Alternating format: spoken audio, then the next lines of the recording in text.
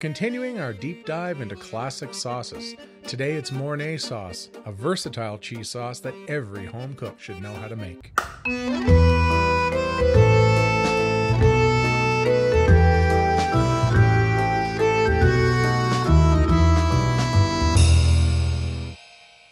Craig, we are continuing our journey into the world of sauces. What are we doing today?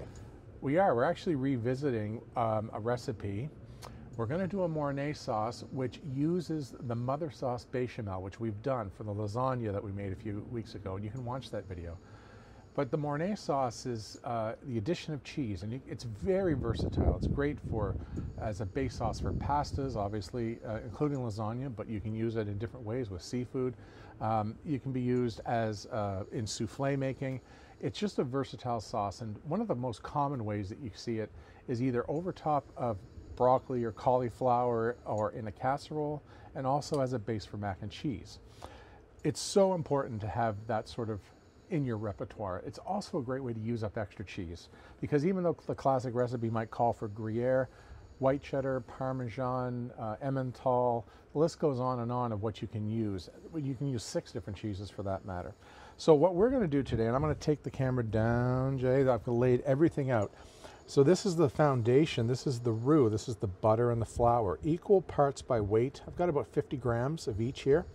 I've got about 600 mils of milk. Now, 500 mils would be a classic bechamel on its own. However, I'm adding a lot of cheese to this, and I don't want it to be super thick. So I've added an extra 100 mils, and I'm going to add about 4 tablespoons or a quarter cup of heavy cream just at the end, just to make it super rich. We've got white pepper. Beautiful sea salt, and then finally, well, not finally, the nutmeg, crucial part of a great bechamel. And then we come way over here, and here are my cheeses I've chosen today. So I've got some Gruyere, I've got some Canadian white cheddar, and I've got some Parmesan.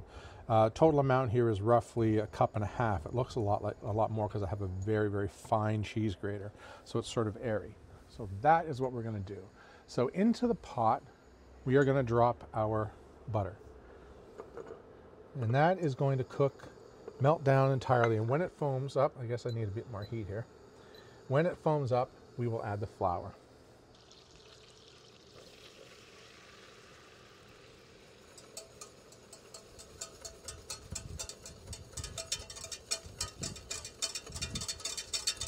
Now with bechamel, very important to cook the roux for at least a minute to remove some of that floury taste, okay?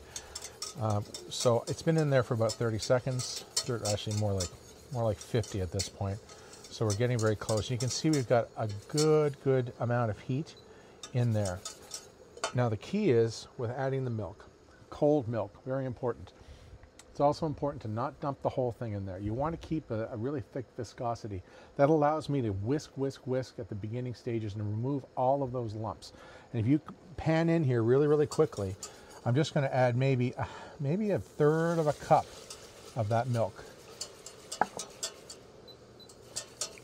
And you'll instantly see it gum up. See that? Mm-hmm.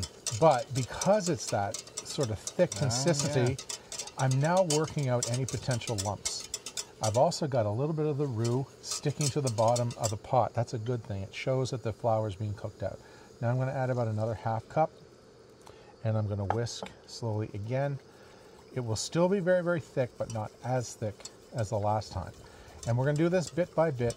And as soon as it comes to a simmer, we're going to knock down the heat and put it on a gentle simmer and add some more ingredients. So you see how creamy that is, Jason? Yeah. All of those lumps have worked out. Now this is not a bechamel yet, and it's on its way, but it's not a sauce. We've got a lot more to go in here.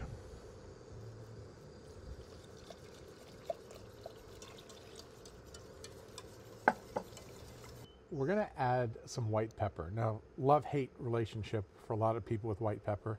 It's classic in a white sauce, but I've grown to love this flavor. So I'm going to go in with maybe a quarter teaspoon of really good white pepper, about a half a teaspoon of sea salt, and about a good quarter of a nut of fresh nutmeg. Now, the nutmeg is a very important part of this base recipe. I think that is a little bit more. Perfect. Give that a whisk. Now, you can see as this comes together very quickly that the sauce is now thickened very, very well. And I'm going to grab a little spoon and we're going to do the spoon trick on the back. See, right. It's holding a line. Yeah. So that's great. So now, what we're going to do, I'm going to add my cream, a little extra richness, and just a touch of thinning out that sauce so it will accept the cheese and have a lovely consistency when we serve it over our broccoli. So I thought, yeah, let's steam some broccoli. Something very, very simple, but a classic way to use this sauce.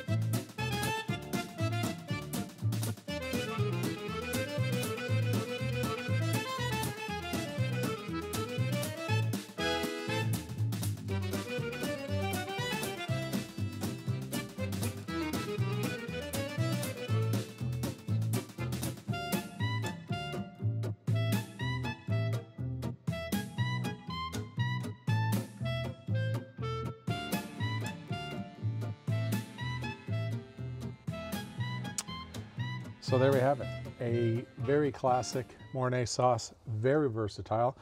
That's a beautiful side dish for a supper, isn't it? Yeah, it's really stunning, actually. Yeah, it's the epitome of that. You get comfortable with that, you know, those core sauces, and you can work them into meals, and you can personalize it. You could do something with leeks and use blue cheese, for example, as a fantastic twist. You can put it on mushrooms with a different type of like strongly flavored Canadian cheese, like Oka, or something like that would be really great. Or you can put this under the broiler and gratine it with a few breadcrumbs on top. So lovely sauce, really fantastic. Mornay, we're going to keep looking at sauces. Give this one a try. And again, watch the video about how to make a bechamel sauce one more time and work it into your next lasagna. So enjoy. Happy spring.